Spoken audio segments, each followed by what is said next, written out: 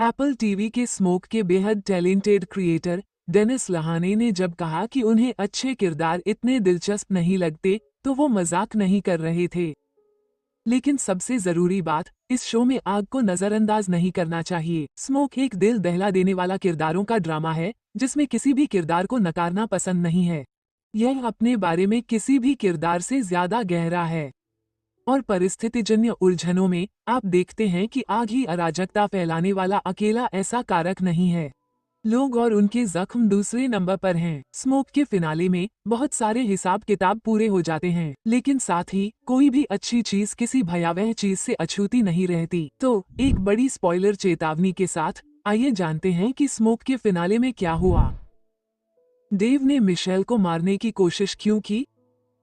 Dave को हत्या करना हमेशा से आसान लगता है। इंसानी जिंदगी के प्रति उसकी मानसिक असम्मान की वजह से वो पहले भी लोगों की जान ले चुका है। बच्चे, कुत्ते, बूढ़े, नाम लो, उसने सबको मार डाला। उसके अंदर अहंकार की भावना भी बहुत ज्यादा थी, जिसके कारण वो मिशेल को एक साथी के रूप में स्वीकार नहीं कर पाया। डेव को नहीं लगता था कि उसे किसी की मदद की जरूरत है, इसलिए मिशेल जितना अच्छा काम करती थी, वो उससे उतना ही ज्यादा नफरत करने लगा। डेव के मन में मिशेल के लिए एक और चीज थी, वासना, ठीक वैसे ही जैसे वो अपने आसपास की ज्यादातर महिलाओं के लिए महसूस करता था। लेकिन मिशेल ने उसे तब और ज्यादा परेशान करना शुरू कर दिया जब वो उसके सामान्य होने के मुखौटे को फाड़ने के करीब पहुंच गई। जब डेव ने स्टीवन के घर में आग लगने की खबर देखी, तो वो ये सोचने में इतना व्यस्त था कि वो खुद को कैसे बचाएगा। उसके पास ये सोचने के लिए एक पल भी नहीं था कि आग के पीछे कौन था। लेकिन डेव को मिशेल और स्टीवन के बीच बहुत ही अनुचित और बेहद गैर पेशेवर संबंध के बारे में पता था। इसलिए ये तथ्य कि मिशेल ने ऐसा किया हो सकता है, शायद उसके दिमाग में कहीं न कहीं रहा होगा। शायद यही कारण है कि जब वो मिशेल को सीधे आरा मिल की धधकती आग में धकेल रहा था, तो उसने पूछा कि क्या उसे आग से नफरत है। हालांकि इस बारे में कुछ भी स्पष्ट रूप से नहीं कहा गया था, लेकिन मुझे लगता है कि यह मिशेल ही थी जिसने अनजाने में इस भयावह डोमिनो प्रभाव को शुरू किया था, जिसकी चिंगारी स्टीवन के घर में लगी और उसके घर के पीछे के जंगल पर कब्जा कर लिया। जिस पल डेव ड्राइव पर मिशेल के साथ वास्तविक होने लगता है, यह एक संकेत है कि उसे नहीं लगता कि वो किसी को भी अपने रहस्यों का खुलासा कर पाएगी। यही कारण है कि वो आग के प्रति अपने प्रेम को स्वीकार करता है और उस पल का भी विवरण देता है जब उसे आग से प्यार हो गया। डेव और मिशेल दोनों 12 साल के बच्चे थे जब उन्हें घर में आग लगने का पहला अनुभव हुआ था। यह विडंबना है कि भाग्य द्वारा खेले गए इस भयावह मजाक में वे एक साथ बंधे हैं। उनके अनुभव और उन पर उनके प्रभाव एक दूसरे से अधिक भिन्न नहीं हो सकते थे, लेकिन इन घटनाओं ने दोनों को समान रूप से आकार दिया।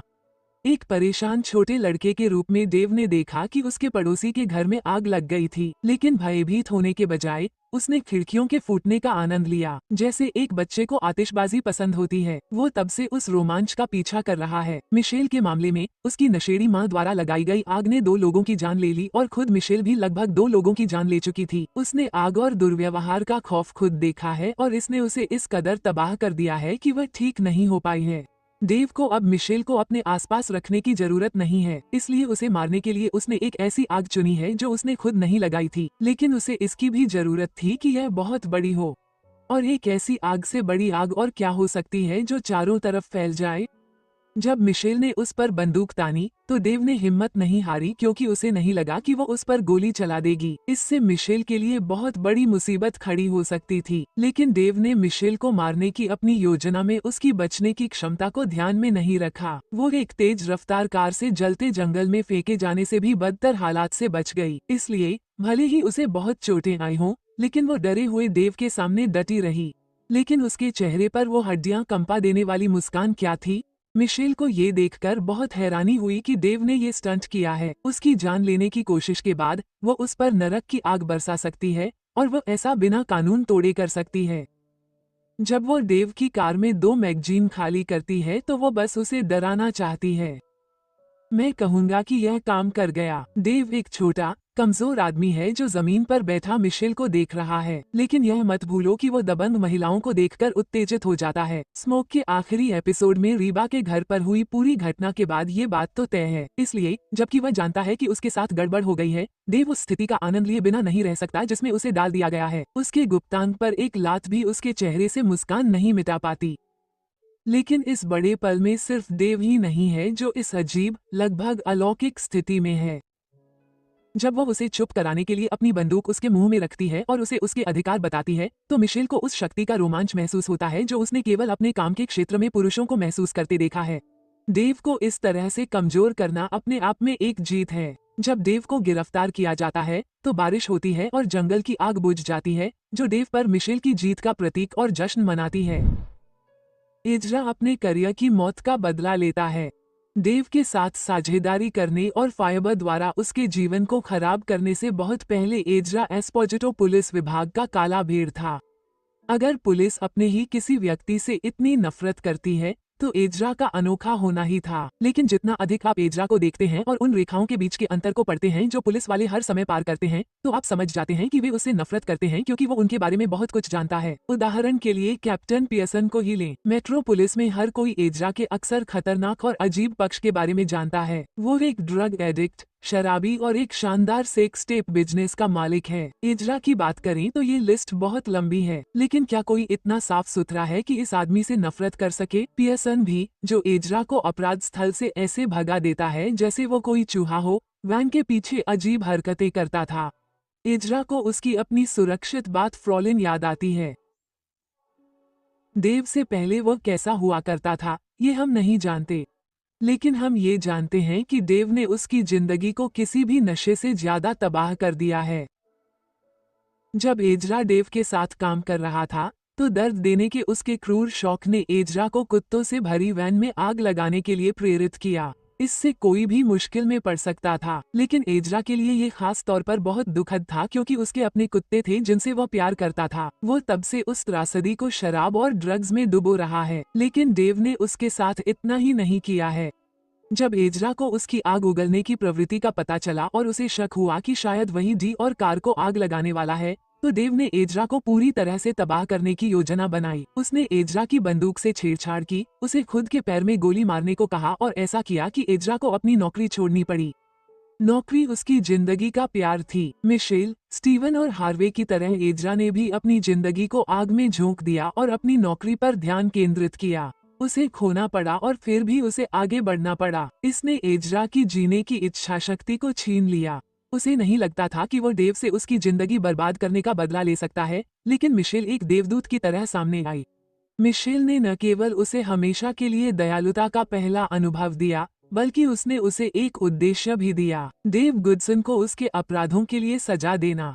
तो अब आप समझ गए होंगे कि स्मोक के आखिरी एपिसोड में कोई भी अपमान और धमकियां एजरा को नौकरी से क्यों नहीं निकाल पाईं। डेव के मामले में वो एक हड्डी वाला कुत्ता है। आखिर में एजरा का आइडिया ही काम आया।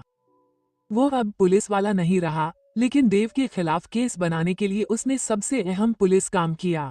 एजरा के अलावा किसी और ने सबसे साफ दिखने वाली जगह, देव की कार को चेक करने के बारे में नहीं सोचा। उसे उन सभी जगहों तक जाना था जहां उसने आग लगाई थी, है ना? तो वो डीएनसी के आगजनी करने वाले गिरोह को और कहां छिपाता? डॉन एक बेहतरीन पुलिस वाला है, इस बात से इनकार नहीं किया जा सकता, लेकिन जब उसने ग्लव बॉक्स के अंदर देखा और उसे वहां कोई बॉक्स नहीं मिला, तो उसने इस पर ज्यादा ध्यान नहीं दिया। जब एजरा ने ये देखा तो उसके मन में आया कि वो क्षतिग्रस्त कार में बॉक्स ढूंढे। डॉन से मिले वारंट के बिना वो ये सब नहीं कर सकता था। लेकिन तकनीकी रूप से यह एक साझा जीत है, लेकिन व्यवहारिक रूप से यह एजरा के लिए एक आध्यात्मिक जीत है। डेव के ग्लव बॉक्स में डीएनसी हत्यारे का ओवरकोट और कैप मिलना ही वो चीज थी जिसकी जरूरत उन्हें डीएनसी के उस हत्यारे को पकड़ने के लिए थी जो आगजनी के जांचकर्ता के भेष में था। कोर्ट में केस चले या न चले, एजरा ने वो कर दिखाया जो उसे करना था। उसने उन्हें वहां पहुंचाया जहां उन्हें जाना था और अपनी जिंदगी के विनाश का बदला लिया। डेव गुडसन का असली चेहरा क्या है? स्मोक के आखिरी एपिसोड की टाइमलाइन से कुछ दिन पहले डेव गुडसन एक हम्बरलैंड हीरो था, लेकिन डेव हमेशा से खुद के लिए एक हीरो रहा है। पहले तो डेव एक आम दिखावटी बौद्धिक व्यक्ति लगता था जो खुद को बहुत बड़ा समझता था। दरअसल डेव का एक ऐसा पक्ष था जो आमतौर पर हानिरहित लगता था। उसने मिशेल को भी बेवकूफ बनाया। एजरा से मिलने और डेव के बारे में जानने से पहले मिशेल को लगता था कि डेव एक आम बच्चा है जिसे आलू के चिप्स जलाना पसंद है, लेकिन डेव में हमेशा से बहुत कुछ रहा है। हालांकि कुछ भी अच्छा नहीं है। डेव दिखने, बोलने और चलने में आम लोगों जैसा ही था। उसकी हिंसा करने की प्रवृत्ति दूध के जग में आग लगाने वाले से कम नहीं थी। डेव उससे भी बदतर है। बेशक डेव का एक पक्ष ये भी है कि वो चिड़चिड़ा है, अपने विशेषाधिकारों से अनजान है और खुद को बहुत ज्यादा आत्ममुग्धा करता है। वो ऐसा व्यक्ति है जिसे उपन्यास लिखने के तरीके के बारे में किताब पढ़नी पड़ती है, लेकिन देव का ये सबसे बुरा संस्करण नहीं है। अपने सबसे बुरे रूप में देव लोगों को मारता है, पिल्लों को मारता है, महिलाओं को चोट पहुंचाता है, किशोरों को गालियां देता है और अपने साथी के बारे में कामुक कहानियां लिखता है। लेकिन वो लोगों के साथ कितना भी बुरा व्यवहार क्यों न करे, उसके अंदर जो खौफ है उसकी पूरी हद तक कोई नहीं जानता। देव को वास्तव में कोई नहीं जानता। एशली को उसकी पिछली शादियों में से एक के बारे में भी नहीं पता था। स्मोक के अंत में जब अदालत में उसे दोषी ठहराने वाले सबूत उसके सामने पेश किए जाते हैं, तब भी देव ये स्वीकार नहीं करता कि उसने अपराध किए हैं। स्टीवन की हत्या को छोड़कर सब कुछ। लेकिन देव हर चीज को एक रणनीति के रूप में नकार नहीं रहा है। अगर वो वाकई चिंतित था तो वो किसी भी समय वकील की मदद ले सकता था। देव का इनकार कहीं ज्यादा बड़ा है। इसका असर उसके अपराधों से कहीं ज्यादा है। इसने उसकी पहचान को भी संक्रमित कर दिया है। जब मिशेल देव से पूछती है कि वो खुद को कौन समझता है और वो आईने में देखता है, तो वो आदमी जो हमें दिखता है वो पारंपरिक रूप से सुंदर टेरन अग्रटन नहीं है जिसे हमने अब तक देखा है। लेकिन ये पहली बार नहीं है जब हम देव का असली रूप देखते हैं। जब उस शराबी ड्राइवर ने उसकी कार को टक्कर मारी और वो अस्पताल में भर्ती हुआ, तो हमें उस देव की झलक दिखाई दी जो वो वास्तव में नहीं बनना चाहता था। मिशेल को आश्चर्य हो सकता है कि क्या देव खुद को डोनाल्ड समझता है। ऐसा इसलिए है क्योंकि डोनाल्ड और देव को ये भ्रम है कि वे कमरे में सबसे बुद्धिमान व्यक्ति हैं। लेकिन मुझे लगता है कि देव खुद को अपनी कहानी का हीरो मानता है। आगजनी के जांचकर्ता केन मैक्स की तीखी थोड़ी और परफेक्ट बाल ऐसी चीजें हैं जो वो अपने चेहरे पर पेश करता है और जब वो आईने में देखता है तो उसे अप्रिय लगता है। देव उसकी जिंदगी का हीरो है और उसके दिमाग में हीरो उसके खुद के इमेजिन किए हुए वर्जन की तरह दिखते हैं। वो झूठ बोलकर खुद को आगजनी करने से नहीं नकारता।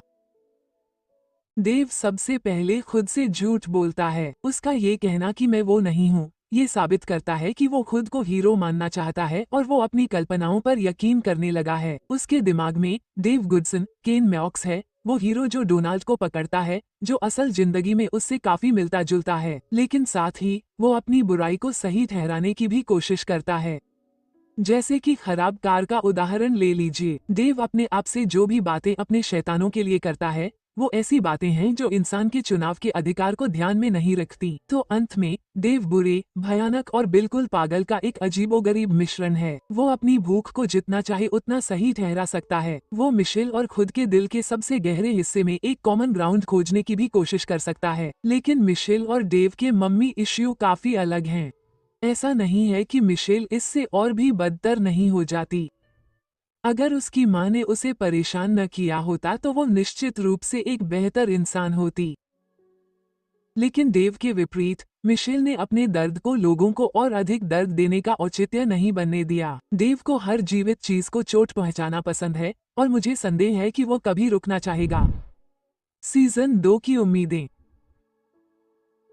इस वीडियो को बनाते समय एप्पल टीवी प्लस ने स्मोक के दूसरे सीजन को हरी झंडी नहीं दी थी, लेकिन निर्माता डेनिस ली ने की 3 सीजन बनाने की योजना का मतलब है कि अगर पहला सीजन पर्याप्त दर्शकों को आकर्षित करता है तो हम इस धमाकेदार मानवीय नाटक का एक नया सीजन देख सकते हैं जो एक बहुत ही बढ़िया प्रक्रियात्मक भी है। ली ने हमेशा अपने अंत को लेकर आश्वस्त रहते हैं और कई मायनों में मैं कहूंगा कि अंतिम एपिसोड बहुत ही खुला खुला है। नरक एक बिल्कुल नया आगजनी कोण पेश किया गया है जिसके लिए हमें अपना दिमाग खोने के लिए पर्याप्त समय है। लैब में आग याद है? मुझे नहीं लगता कि देव झूठ बोल रहे थे जब उन्होंने कहा कि उन्होंने आग नहीं लगाई। जब देव और मिशेल लैब टेक्नीशियन से मिले जिनके पास न केवल दहन का वीडियो था बल्कि यह भी पता था कि आग दूर से ही लगी होगी, तो उनकी कहानी काफी विश्वसनीय लगी। यह एक ऐसी लैब थी जो बहुत अधिक हाइड्रोजन पर काम करती थी। अगर तापमान बहुत अधिक हो जाए तो एक बड़ा धमाका हो जाता है, लेकिन आग लगने के समय लैब में कोई नहीं था। और जैसा कि हुआ, लैब टेक्नीशियन ही एकमात्र व्यक्ति था जो दूर से सावधानीपूर्वक बनाए गए थर्मोस्टेट तक पहुंच सकता था। इसलिए जिसने भी यह आग लगाई उसे लैब की सुरक्षा करने वाले सुरक्षा तंत्र को हैक करना पड़ा, तापमान बढ़ाना पड़ा, स्प्रिंकलर बंद करने पड़े और बस ये कहीं से भी किया जा सकता था। और चूंकि मुझे नहीं लगता कि देव के पास इतनी तकनीकी जानकारी है कि वो इस तरह की घटना को अंजाम दे सके, तो मैं कहूंगा कि उबेरलैंड में या बाहर कोई और आग लगाने वाला हो सकता है। लेकिन उबेरलैंड में हुआ विस्फोट अग्निशमन विभाग की जिम्मेदारी तो बनता ही है। अगर दूसरा सीजन बनता है तो ये देखना दिलचस्प होगा कि यह जांच कैसे आगे बढ़ती है। सबसे अजीब बात यह है कि हम ये भी नहीं जानते कि मिशेल यहाँ और फंसी रहेगी या नहीं, और यह काफी हद तक इस बात पर निर्भर करता है कि जब केस कोर्ट में जाता है तो डेव के साथ क्या होता है, जिसके बारे में हम अभी तक निश्चित नहीं हो सकते। मेरा मतलब है, उनके पास डीएनए मैच है, वो किताब जिसमें उस आगजनी का विवरण है जिसे उसने सुलझाया था, जो उसे नहीं पता होनी चाहिए थी, और उसके दस्ताने बॉक्स में डीएनसी आगजनी करने वाला संगठन है। लेकिन अदालत में बेहतर मामले विफल हो गए हैं। अब तक इस मामले में केवल एक ही व्यक्ति का जोर मायने रखता है, वो है पियर्सन, और उसने इसमें केवल इसलिए निवेश किया है क्योंकि उसे विश्वास है कि डेव ने उसके दोस्त कैप्टन स्टीवन बक को मार डाला है। लेकिन यह अपने आप में एक अप्रत्याशित और चिंताजनक परीक्षा है। पियर्सन मिशेल को एक संदिग्ध के रूप में नहीं देख रहा है। इसका एकमात्र कारण ये है कि वो अभी भी स्टीवन के साथ उसके संबंध के बारे में अंधेरे में है। मिशेल की जिंदगी को बदलने के लिए एक बड़े बोलने वाले और कार्यस्थल की केमिस्ट्री को समझने वाले एक पुलिस वाले की जरूरत होगी।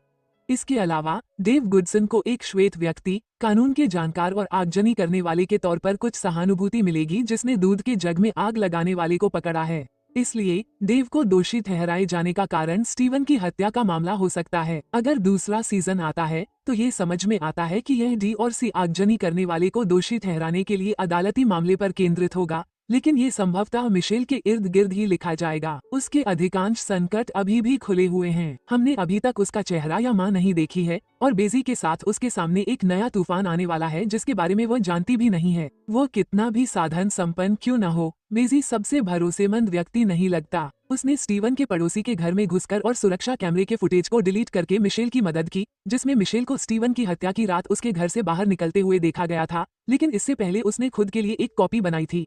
एक ऐसे शख्स के लिए जो कई गैरकानूनी कामों में लिप्त है, बेंजी मिशेल पर अपना प्रभाव डालकर उसे ब्लैकमेल कर सकता है ताकि जब वो मुसीबत में पड़े तो उसे बचा ले। मिशेल शायद खुद को एक ऐसी मुसीबत में डाल लेगी जिसका उसे बाद में पछतावा होगा, लेकिन ये सब दूसरे सीजन का मकसद है। अगर एप्पल टीवी प्लस सही विकल्प चुनता है तो मुझे उम्मीद है कि ऐसा होगा।